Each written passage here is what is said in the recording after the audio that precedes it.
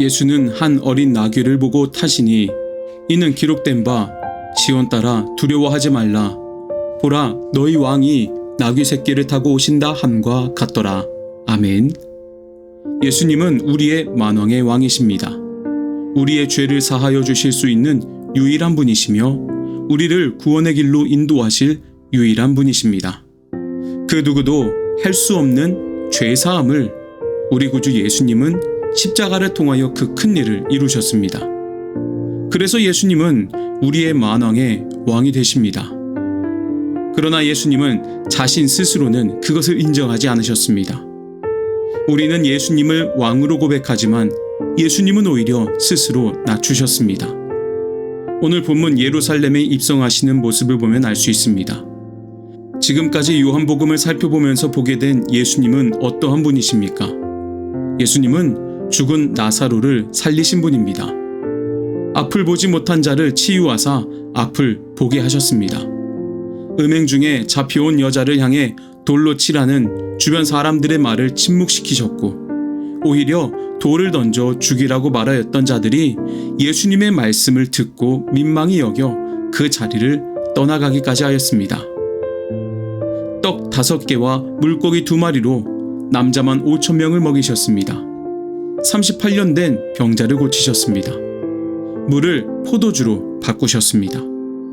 이러한 역사적인 사건들만 봐도 예수님은 한마디로 못하시는 것이 없는 분이십니다. 사람들이 이러한 기적을 볼 때마다 예수님을 따르곤 하였습니다. 믿는 자의 수가 얼마나 많았으면 당시 종교 지도자들이 경계를 하였고 죽이려고까지 하였습니다. 그 정도로 수많은 사람들이 예수님을 믿고 따르게 되었습니다. 이쯤 되면 예수님도 스스로 왕이 될 수 있는 충분한 자격과 환경을 가지게 된 것입니다.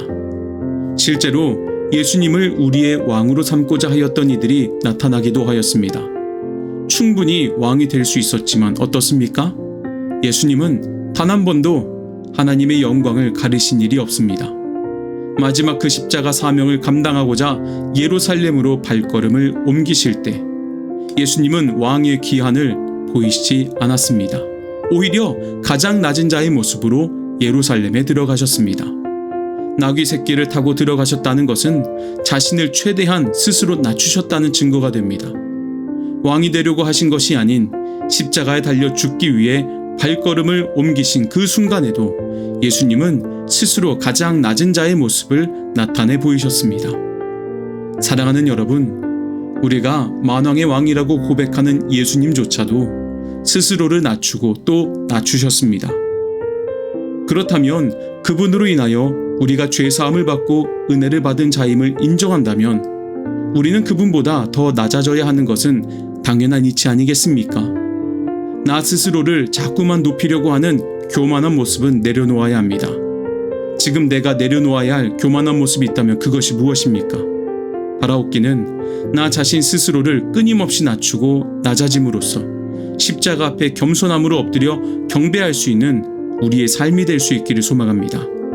십자가 앞에 오직 십자가만 드러낼 수 있어야 합니다. 항상 이러한 겸손으로 매일의 삶 가운데 오직 하나님의 영광만 가득할 수 있기를 주님의 이름으로 간절히 축복합니다.